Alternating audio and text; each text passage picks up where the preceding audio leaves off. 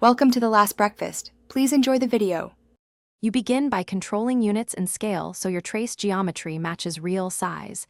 This avoids later rework.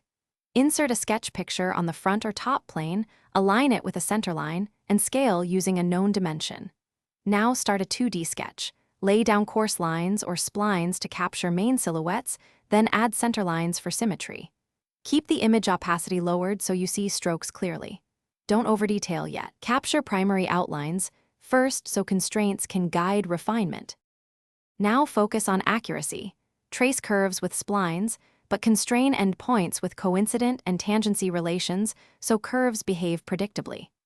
Once done, break large curves into smaller segments when you need local control. That makes curvature adjustments simpler. Use convert entities to capture reference edges from other sketches or imported geometry. Then trim and extend to create continuous profiles. Make use of mirror for symmetric parts to cut time and maintain exact symmetry. Finally, add essential dimensions only. Finish by verifying every profile is closed. Use Repair Sketch to find gaps and display small gaps numerically. Once sketches are robust, exit and create features. Extrude boss for prismatic parts, revolve for radial shapes, or thin feature when walls are required. Add fillets and chamfers to match the image detail, and then export as DXF or save the part file.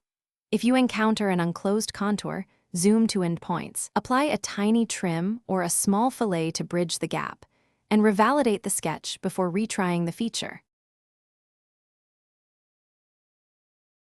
Thanks for watching. If this was helpful, leave a like and consider subscribing. See you next time.